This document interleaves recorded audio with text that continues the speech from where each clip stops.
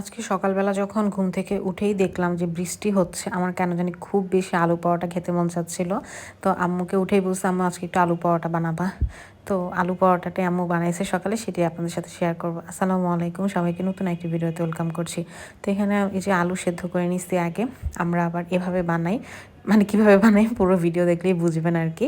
তো এই যে আলুটাকে ভালো করে ম্যাশ করে নিচ্ছি হাত দিয়েই, একদম ভালো করে সেদ্ধ করা হয়েছিল, তো যার কারণে খুব ম্যাশ করা ইজি ছিল। এরপরে আলুর মধ্যে আমরা দিয়ে দিব হচ্ছে পেঁয়াজ বেরেস্তা। পেঁয়াজ বেরেস্তা দিলে ফ্লেভারটা অনেক সুন্দর হয়, খেতেও অনেক মজা লাগে।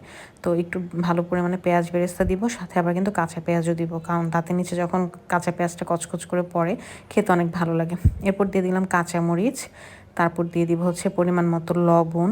এরপর আমরা একটু দিব হচ্ছে লাল মরিচ, মানে লাল মরিচের গুঁড়া আর কি, যেটা আপনি চাইলে একটু ধনে জিরা গুঁড়া দিতে পারেন, চাইলে একটু হচ্ছে কালো জিরা যেটা সেটা দিতে পারেন। আবার হচ্ছে ধনে পাতাটা আমরা দিই, কিন্তু ধনে পাতা আজকে বাসায় ছিল না। তো সব কিছু ভালো করে মিক্স করে নিলাম। এখন এটার সাথে আমরা আটাটাকে মিক্স করব। তো আমি জানি না সবাই কিভাবে বানান, মানে আমরা এভাবেই বানাই, বাট অনেকেই হচ্ছে আগে রুটি বানায়, দেন হচ্ছে আলু ভর্তাটা দিয়ে আবার রুটি বেলে নেয় আর কি। তো আমরা ওইভাবে না করে সবসময় এভাবেই বানাই, আলুর সাথেই আটাটাকে মিক্স করে দিই। এখানে বড় জোর 2 থেকে 3 টেবিল চামচের মতো পানি অ্যাড করছি, ওইটাকে সুন্দর মতো একটা সুন্দর ময়াম রেডি করে ফেলছি আর কি, ডো।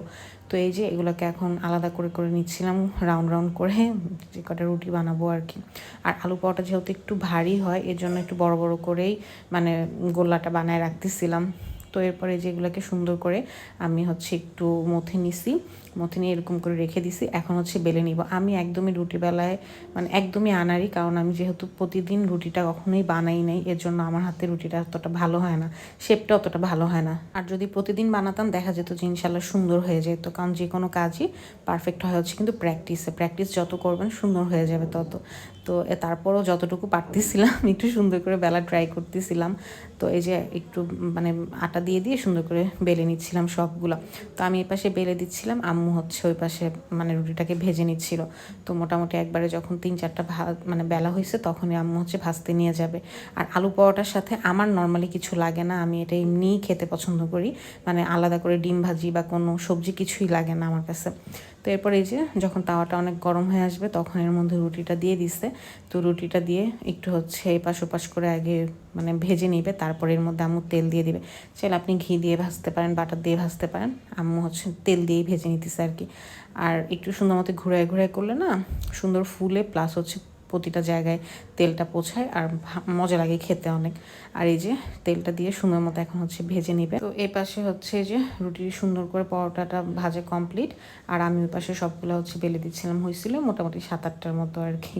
তো এই যে একটু সময় নিয়ে নিয়ে ঘুরায় ঘুরায় চারপাশ ভেজে নিবে, তাহলে হচ্ছে ভাজাটা প্রপার হয়। আর ভাজাটা সুন্দর হলে খেতে বেশি মজা লাগে। যদি অল্প ভাজা হয় বা লাল না করে ভাজে, তখন আর খেতে ভাল লাগে না। আমার কাছে এই আলু পরোটাটা একটু লাল লাল করে ভাজলেই বেশি মজা লাগে।